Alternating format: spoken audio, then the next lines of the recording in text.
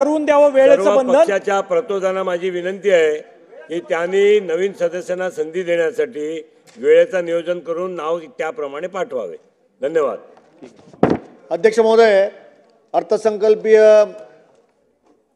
अनुदान मागण्या 25-26 गृहनिर्माण विभाग आणि आदिवासी विभाग यावरती मी माझे विचार आणि माझ्या मागण्या या ठिकाणी मांडतोय। अध्यक्ष महोदय, आपण दोन्ही कराय गृहनिर्माण आदिवासी अध्यक्ष महोदय, आपण सुरू करा।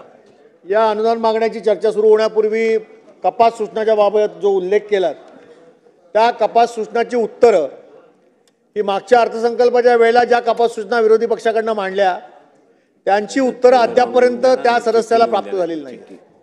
अध्यक्ष महोदय, कालच मी माननीय अध्यक्ष महोदय विधानसभा यांना पत्र दिलंय आणि सांगितलंय की विधिमंडळाच्या कामकाजात नियमानुसार या ठिकाणी कपात सूचना मांडण्याचा अधिकार विरोधी पक्षाच्या सदस्यांना आहे आणि या प्रश्नांची उत्तरं ज्या कपात सूचना मान्य झाल्या आहेत त्याची उत्तरं 1 महिन्याच्या आतमध्ये लेखी स्वरूपात ही त्या सदस्यांना देणं हे तितकंच क्रमप्राप्त आहेत, परंतु दिली जात नाहीत।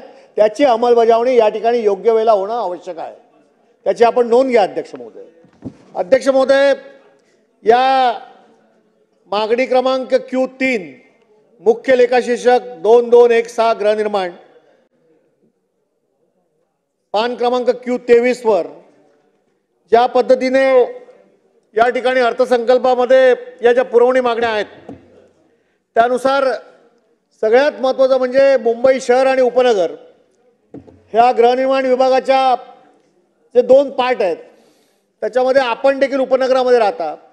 अध्यक्ष महोदय, गेली अनेक वर्ष या विधानसभेच्या सभागृहामध्ये मुंबई शहरातील ज्या जुन्या चाळी आहेत ज्या 1965 पासून 1975 पासून ब्रिटिश आहेत त्यांना त्या ठिकाणी शहराप्रमाणे त्या ठिकाणी शहराचं जसं रिपेअरिंग बोर्ड आहे तसं उपनगराचं रिपेअरिंग बोर्ड तयार करून त्यांना त्या ठिकाणी प्रोटेक्शन देण्याच्या दृष्टीने अनेक वेळा आपण या ठिकाणी मागणी झाली। मला आठवतं की या सभागृहामध्ये या उपनगरामध्ये बोर्ड व्हावं म्हणून सुक्तनकर समिती झाली, प्रकाश मेहता यावेळी मंत्री होते त्यांच्या अध्यक्षतेखाली समिती झाली, परंतु या समितीने दिलेले निकष आणि त्याच्यावरती करावाची अंमलबजावणी यावर या सरकारने अद्यापर्यंत कोणताही निर्णय घेतलेला नाही। आज नाही, मी जर चुकीचं बोलत असेल तुम्ही बोला।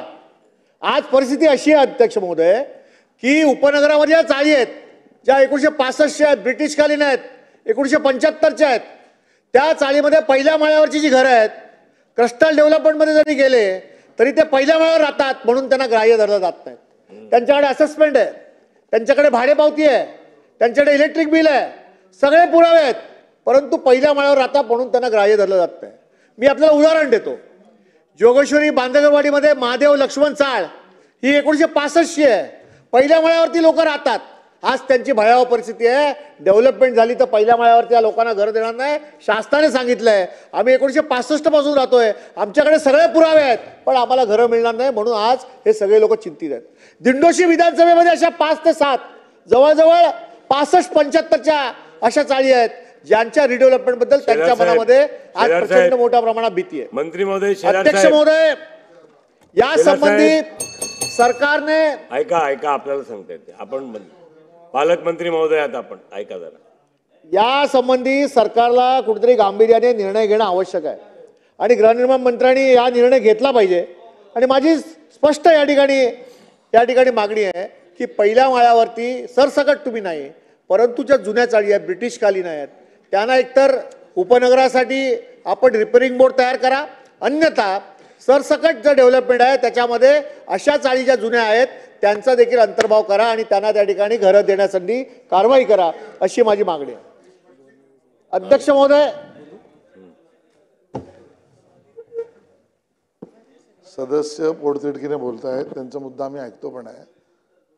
स्पष्टीकरण व्हावं म्हणून खुलासा मी त्यांना विनंती अशी करतो की आपण सरसकट पहिला मजला असं म्हणाल, चाळींचा, झोपडपट्टींचा, गावठाणाचा सरसकट सगळ्याला मंजुरी द्यावी, नाही ठीक आहे, स्पष्टीकरण करा म्हणून नाही, म्हटलं असं बाकी. नाही. उद्या मी असं म्हणालो की सरसकट आपण नाही देण्याचा निर्णय सरकारने घेतला असेल ना, सरकारचा निर्णय आहे, त्याच्याबद्दल आपण पुढे जाऊन काय योग्य तो निर्णय घ्या. परंतु आज ब्रिटिशकालीन ज्या आहेत 1965च्या आहेत 75च्या आहेत या ज्या चाळी आहेत ज्यांच्याबद्दल पहिल्या माळ्यावरच्या लोकांना आजही साशंकता आहे की आम्हाला घर मिळणार नाही आहेत ना. अध्यक्ष महोदय, आज सगळं अधांतरी आहे. एक तर रिपेअरिंग बोर्ड नाही, त्यामुळे त्यांना कोण वाली नाही उपनगराला. आणि आज SRA मध्ये जर गेल्या तर पहिल्या माळ्यावरची लोकांना घरं नाही, पण यांना देखील नाकारलं. अध्यक्ष महोदय, आपण घ्या माहिती. अध्यक्ष महोदय, मंत्री महोदय, आपण माहिती घ्या. मी आज जे पोटतिडकीने बोलतोय आपण साहेब नाही होत आहे ना, ते त्याची अंमलबजावणी होत नाहीये. मी आज पोटतिडकीने जे बोलतोय त्याचं कारण असं आहे, माननीय मंत्री महोदयांनी आज सांगावं उत्तरामध्ये की पहिल्या माळ्यावरची जी घरं आहेत, जी 65ची आहेत 75ची आहेत 33/7 अंतर्गत आपण करा, आम्ही याला परवानगी देऊ. त्यांना ग्राह्यता मिळेल, त्यांना प्रोटेक्शन तर मिळेल, त्यांना कळेल सरकार आपल्या पाठीशी आहे, आम्हाला आमचं घर मिळणार आहे. एवढंच फक्त या ठिकाणी मांडण्यामागचा उद्देश आहे आणि सरकारकडनं याचं उत्तर येणं अपेक्षित आहे. अध्यक्ष महोदय, या संपूर्ण शहरामध्ये मोठं डेव्हलपमेंटची कामं सुरू आहेत. SRA अंतर्गत आपण ज्या ठिकाणी SRA करतो त्या ठिकाणी नाल्याचं रुंदीकरण असेल, त्या ठिकाणी रस्त्याचं रुंदीकरण असेल, आपण त्या ठिकाणी ज्या झोपड्या येतात त्यांना एकच पुरावा जो असेल 1195 मध्ये तुमचं मतदार यादीमध्ये नाव पाहिजे, दुसरं 1195 तुमचं लाईट बिल पाहिजे किंवा तुमचा फोटोपास असायला पाहिजे. परंतु मुंबई महानगरपालिकेच्या अशी जी ऐका, मुंबई महानगरपालिकेच्या हद्दीत जे बॉटलनेक्स आहेत, तिथे जे झोपड्या येतात किंवा नाले येतात, त्यांच्या रुंदीकरणामध्ये ज्या झोपड्या येतात त्यांचे पुरावे द्यायचे असतील तर महानगरपालिकेची लोक हे केवळ एक पुरावा नाही 2 पुरावे मागतात. SRA मध्ये एक नियम की एका पुराव्याने तुम्ही पात्र करता आणि MMRD म्हणतं आणखी वेगळं. आणि जर गृहनिर्माण विभागाचं एक धोरण असेल तर सगळ्यांना धोरण सारखं पाहिजे ना. महानगरपालिकेला पण तेच, SRA पण तेच आणि MMRD पण तेच. आणि हा जो काय संभ्रम आहे या संभ्रमाबद्दल सरकारने निर्णय घेणं आवश्यक आहे. आणि याबाबत आजच्या पुरवणी मागण्यामध्ये माझी मागणी अशी आहे की याबाबत स्पष्ट उक्ती माननीय मंत्री महोदयांनी करणं आवश्यक आहे, जेणेकरून या सगळ्या झोपडपट्टी वासियांना त्या ठिकाणी दिलासा मिळणार आहे. अध्यक्ष महोदय, आपण म्हाडाच्या रिडेव्हलपमेंट बद्दल या ठिकाणी बऱ्याच गोष्टी बोललो. अध्यक्ष महोदय, आज म्हाडाच्या रिडेव्हलपमेंटच्या संबंधी काय परिस्थिती आहे मुंबई शहरातली? अध्यक्ष महोदय, त्या ठिकाणी असणाऱ्या गृहनिर्माण संस्था हे डेव्हलपर त्या ठिकाणी आणतात आणि परंतु मुंबई शहरामध्ये आज अशी परिस्थिती आहे जसं SRA मध्ये 517 घरं ही झोपडपट्टी योजना या जशा बंद पडल्या होत्या आणि त्यावर सरकारने पुन्हा एकदा त्या ठिकाणी असणाऱ्या विकासकाला बाद करून नवीन विकासक आणण्याच्या दृष्टीने प्रयत्न केले, तसे म्हाडाच्या बाबतीत देखील ज्या गृहनिर्माण योजना आज बंद आहेत मुंबई शहरातल्या, ज्यांची फसवणूक त्या सोसायट्यांची त्या डेव्हलपरकडनं झाली, विकासकाकडनं झाली आहे, त्या सगळ्या विकासकांना बाद करून त्या ठिकाणी नवीन विकासक देऊन या बंद पडलेल्या ज्या योजना आहेत त्या सुरू करण्यासाठी त्या ठिकाणी सरकारने पुढाकार घेतला पाहिजे. अध्यक्ष महोदय, आज गृहनिर्माण धोरण सरकारने जाहीर केलं, परंतु या गृहनिर्माण धोरणाची अंमलबजावणी नेमकी काय आहे, कशा पद्धतीने सरकार करणार आहे, याबाबत बैठका झाल्या आहेत का, परिपत्रकं निघाली आहेत का, म्हाडा आणि बाकी असणाऱ्या मुंबई गृहनिर्माण क्षेत्र विकास मंडळाच्या विभागाला याच्याबद्दलची माहिती दिली आहे का, याबद्दल प्रत्येक सदस्य या ठिकाणी अनाभिज्ञ आहे. मुंबईकर जनतेला हे कळलं पाहिजे, इकडे राहणाऱ्या नागरिकांना कळलं पाहिजे. त्यामुळे मुंबई शहराच्या गृहनिर्माण धोरणाबद्दल या सरकारने पण गाजावाजा केला, मंजूर केलं असं निवडणुकीपूर्वी सांगितलं, परंतु त्याच्या अंमलबजावणीचं काय हा खरा प्रश्न आहे. आणि म्हणून मला असं वाटतं, मी बसतो, तुम्ही बोला.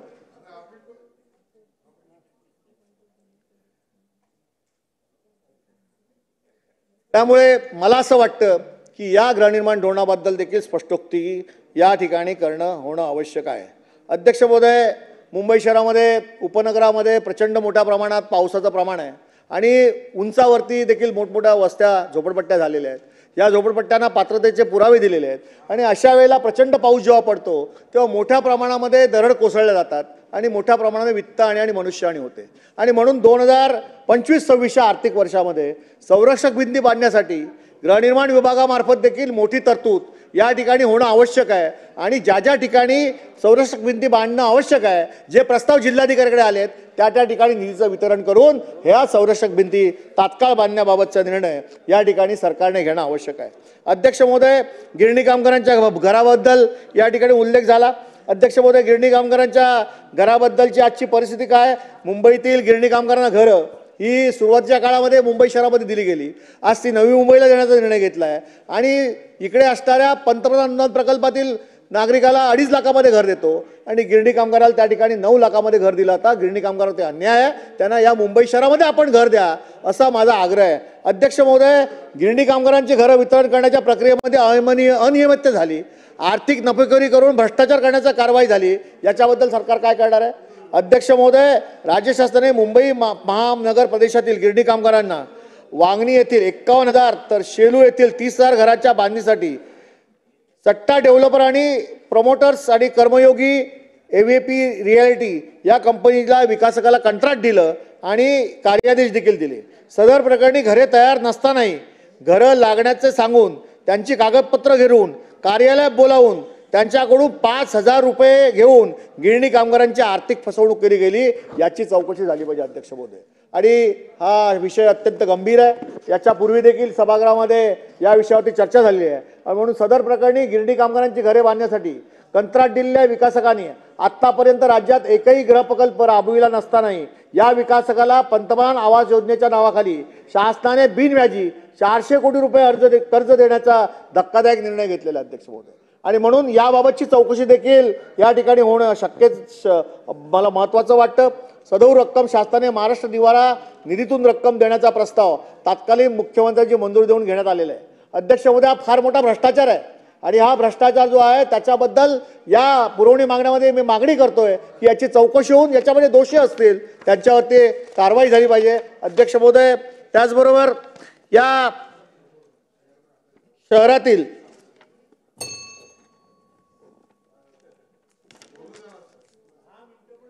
मी सुरुवातच नाही केली अजून, भरपूर गोष्टी बोलायच्या.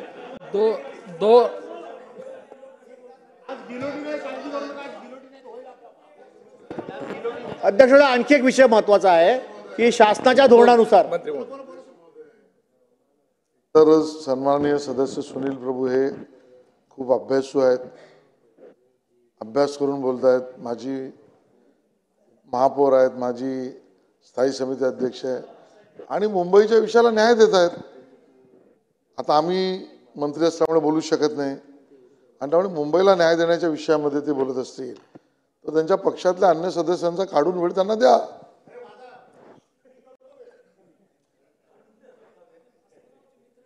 अध्यक्ष महोदय, आणखी एक महत्त्वाचा विषय असा आहे की SRA पुनर्वसन प्रकल्पातील SRA मध्ये 2000 पूर्वीचा एका पुरावा घेऊन ज्या गोष्टी मी बोललो त्याच्याबद्दल या सरकारने कुठेतरी या ठिकाणी निर्णय घेणं आवश्यक आहे आणि माननीय मंत्री महोदयांनी याबद्दलचा आज आपला जो काय निर्णय आहे सरकारचा तो या ठिकाणी सांगणं अत्यंत गरजेचं आहे. अध्यक्ष महोदय, आदिवासी विभागावरती जर बोलायला गेलं तर आदिवासी विभागाची आजची परिस्थिती काय अध्यक्ष महोदय? अध्यक्ष महोदय, आदिवासी विभागामध्ये आज राज्याच्या अर्थसंकल्पात आदिवासी विभागाला अत्यंत कमी वाटा देण्यात आलेला आहे. अध्यक्ष महोदय, आदिवासी घटक कार्यक्रम घोषणा मोठी व प्रत्यक्षात खर्च मात्र कमी आहे. हे जर आपण बघितलं तर आपल्याला या ठिकाणी 23-24च्या 7 वर्षाच्या कालावधीमध्ये आदिवासी उपाययोजना प्रत्यक्षात खर्चाचे प्रमाणपत्र राज्य योजनेच्या तुलनेने 9.4% असताना केवळ ते 3.98% निधी उपलब्ध झालेला आहे. आदिवासी विकास विभागातील 40% पदे रिक्त आहेत अध्यक्ष महोदय. आदिवासी विभागात 20,600 पदे मंजूर असून त्यापैकी 12,273 पदे ही भरली गेलेली आहेत. तसंच 8,327 पदे रिक्त आहेत. अध्यक्ष महोदय, आदिवासी समाजावरील अत्याचाराच्या गुन्ह्यात किती वाढ झाली आहे? तर अध्यक्ष महोदय, आदिवासी विभागाच्या अत्याचारावरती जर बघितलं तर 2022 मध्ये अनुसूचित जमातीच्या सदस्यावरील अत्याचाराचे एकूण 742 गुन्हे दाखल झाले आहेत. सन 2021 मध्ये 628 गुन्हे दाखल झाले आहेत. याचाच अर्थ 2022 मध्ये असलेल्या अत्याचाराचे प्रमाण 18.15% वाढले आहे. आदिवासींचं आपण कशा पद्धतीने या ठिकाणी संरक्षण करणार आहात? राज्यात सर्वात जास्त अहमदनगर या जिल्ह्यातील अनुसूचित जमातीवरील अत्याचाराचे प्रमाण 47 गुन्हे दाखल असून महाराष्ट्रातील अनुसूचित जमातीवर झालेल्या अत्याचाराच्या गुन्ह्याच्या तुलनेने अहमदनगर जिल्ह्याचे प्रमाण हे 9.97%. अध्यक्ष महोदय, मी का सांगतोय? हे सगळ्या जिल्ह्याचं या ठिकाणी माझ्या आकडेवारी, परंतु मी सभागृहाची वेळ घेणार नाही. परंतु ही जी आज परिस्थिती आदिवासी विभागाची आहे ती अत्यंत दयनीय आहे. अनुसूचित जमातीवरील घडलेल्या गुन्ह्याची 1068 प्रकरणे पोलिसांकडे तपासणीकडे प्रलंबित आहेत. अध्यक्ष महोदय, काय करते गृह विभाग? आज अशा पद्धतीने आदिवासी विभागाला न्याय दिला जातोय. अनुसूचित जमातीवर घडलेल्या गुन्ह्याचे 4396 प्रकरणं न्यायालयाच्या प्रतीक्षेत आहेत.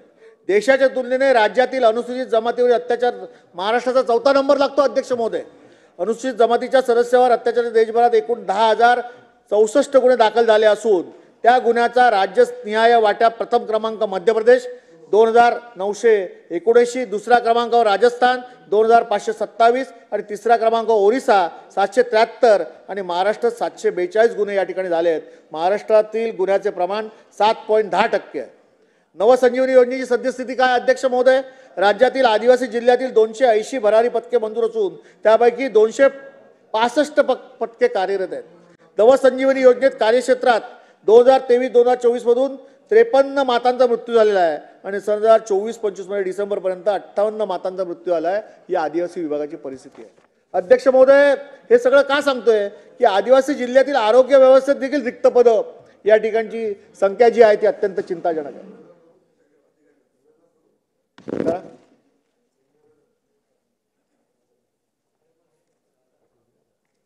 सन्माननीय अध्यक्ष महोदय, महाराष्ट्र शासनाच्या सांस्कृतिक कार्य विभागांतर्गत पुराभिलेख संचालनालय हा विभाग असून पुराभिलेख संचालनालयाची स्थापना 1821 साली झाली होती. संचालनालयाचे मुख्यालय मुंबई येथे असून पुराभिलेख विभागाकडे एकंदरीत प्रभूसाहेब 17.5 कोटी आपल्याकडे असे जुने डॉक्युमेंट्स आहेत. त्या कागदपत्रांपैकी 10,50,00,000 कागदपत्रे मुंबई इथे स्थित आहेत, जुनी पुराण्या काळातली.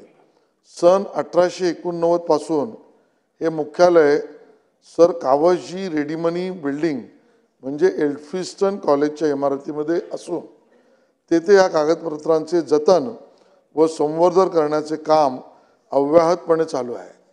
काळानुरूप अत्याधुनिक पद्धतीने कागदपत्रांचे जतन व संवर्धन करणे, जुनी कागदपत्रे जतनाकरता स्वीकारणे अशा अनेक गोष्टींवर जागेअभावी मर्यादा आहे. अध्यक्ष महोदय, जगामध्ये या गॅझेटरीज, हेरिटेज आणि ते डॉक्युमेंट्स कन्झर्वेशन, प्रिझर्वेशन आणि एक्झिबिशन याला खूप महत्त्व आहे. आणि यास्तव मला हे सांगताना अत्यंत आनंद होत आहे की पुराभिलेख संचालनालयामध्ये उपलब्ध दुर्मिळ ऐतिहासिक कागदपत्रांचा हा राष्ट्रीय महत्त्वाचा ठेवा सुरक्षित ठेवण्याच्या दृष्टीने पुराभिलेख संचालनालयाच्या वांद्रे पूर्व येथील 6,691 चौरस मीटर जागेवर नवीन महापुराभिलेख भवन बांधण्यात येणार आहे. तापमान व आर्द्रता नियंत्रित अभिलेख कक्ष, स्वतंत्र बांधणी कक्ष, प्रतिचित्रण शाखा, देश विदेशातून येणाऱ्या इतिहास संशोधकांसाठी अत्याधुनिक संशोधन कक्ष, स्वतंत्र प्रदर्शन दालन अशा अनेक सोयीसुविधांनी युक्त असे पहिल्यांदा राज्याचे महापुराभिलेख भवन आपण उभे करत आहोत. वांद्रे पूर्व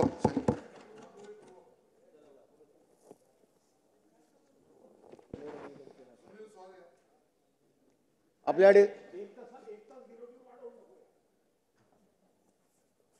पालकमंत्री म्हणून व्यवस्थित लक्ष द्या, हरकत नाही, आपण निवेदन केलं. अध्यक्ष महोदय, आदिवासी जिल्ह्याच्या आरोग्य व्यवस्थेत रिक्त पदाची संख्या किती आहे अध्यक्ष महोदय? वर्ग 2-3 मध्ये वैद्यकीय अधिकाऱ्यांची 834 पदे मंजूर असून 723 पदे भरली गेली आहेत, तर 111 पदं रिक्त आहेत. भरारी पथकातील मानवसेवी वैद्यकीय अधिकाऱ्यांची मंजुरी पदं 280 असून त्यापैकी आता फक्त 265 पदं भरली आहेत, 15 पदं रिक्त आहेत. आरोग्य सहाय्यक स्त्री व पुरुष यांची एकूण 1038 पदं मंजूर असून 888 पदे भरली आहेत, 150 पदं रिक्त आहेत. बहुउद्देशीय कर्मचारी स्त्री व पुरुष यांची एकूण 4,344 पदं मंजूर असून त्यापैकी 2,973 पदं भरली आहेत, 1,371 पदं रिक्त आहेत. अध्यक्ष महोदय, सांगा मला की आदिवासी जिल्ह्यातील आरोग्य व्यवस्था कशी काय चांगली राहणार आहे? कुपोषणावरती आपण एवढे रुपये खर्च करतो, कुपोषणापासून कशी माता बालकं कशी वाचणार आहेत? ही परिस्थिती या संपूर्ण आदिवासी विभागाची आहे. आणि आज आदिवासी विभागावरती जे पैसे खर्च केले जातात विकास कामासाठी, त्याची परिस्थिती काय अध्यक्ष महोदय? आदिवासी विभागामध्ये अर्थसंकल्पामध्ये पैसे दाखवले जातात आम्ही जेव्हा लोकप्रतिनिधी म्हणून आमच्याकडे जे आदिवासी पाडे आहेत, माझ्या मतदारसंघामध्ये 2 आदिवासी पाडे, बारीक पायली पाडा, बोरी पाडा, निर्माणी पाडा आणि त्या फिल्म सिटीमध्ये एक आदिवासी पाडा आहे. आणि या सगळ्या पाड्यामध्ये हमाली पाडा, या सगळ्या पाड्यामध्ये जेव्हा आदिवासी विभागामार्फत आम्ही जेव्हा कामं सुचवतो, कामं दिली जातात, प्रत्येक वर्षाच्या आदिवासी विभागाच्या बैठकीला स्वतः आम्ही त्या ठिकाणी हजर असतो, आमचे प्रस्ताव देतो, परंतु अद्यापपर्यंत एकही काम या आदिवासी पाड्यामध्ये झालं नाही. सगळे अधिकारी फक्त केवळ कामं कागदावर नोंदवतात, कागदावरती कामं दाखवली जातात, परंतु प्रत्यक्षात मात्र आदिवासी लोकांना या सगळ्या योजनांचा फायदा होत नाही. हे दुर्दैव आहे आणि हे मी सत्य सांगतोय. आपण आज मी बोलतोय याची चौकशी लावा. मी ज्या ज्या आदिवासी पाड्यांची नावं घेतली त्या आदिवासी पाड्यात जाऊन आपण चौकशी करा आणि आदिवासी विभागामार्फत तिथे 1 रुपया जरी सरकारच्या वतीने खर्च झाला असेल तर मी माझे शब्द मागे घेतो. अध्यक्ष महोदय, हे अत्यंत गंभीर आहे. आज मुंबई शहरातील आदिवासी पाड्यामध्ये ही परिस्थिती आहे, तर आज बाकी महाराष्ट्रामध्ये ग्रामीण दुर्गम भागामध्ये जे आदिवासी पाडे आहेत त्यांच्या आदिवासी पाड्याच्या विकासाची काय परिस्थिती असेल याचं चित्र आपल्यासमोर येतं. आणि म्हणून मला असं वाटतं की या बाबतीत सरकारने अत्यंत गांभीर होणं आवश्यक आहे. गृहनिर्माण विभागाचे जे विषय मी या ठिकाणी मांडले त्याच्यामध्ये गृहनिर्माण धोरण, झोपडपट्टीचा विकास, म्हाडाच्या रिडेव्हलपमेंट, म्हाडाच्या रस्ते, महाराष्ट्राच्या ज्या ठिकाणी असणाऱ्या विकास योजनामध्ये जे रस्ते आहेत, पाण्याच्या जलवाहिन्या आहेत, सिवरेज लाईन आहेत, याच्यावरती नियंत्रण महानगरपालिका करणार की म्हाडा करणार, या सगळ्या गोष्टी ज्या आहेत या अधांतरी आहेत. त्यामुळे मला असं वाटतं की या बाबतीत सरकारने, माननीय मंत्री महोदय या ठिकाणी जेव्हा उत्तर देतील त्या उत्तरामध्ये या सगळ्या गोष्टीचा अंतर्भाव असला पाहिजे असं माझं मत आहे. धन्यवाद. अध्यक्ष महोदय, मी सन 2025-26च्या अर्थसंकल्पातील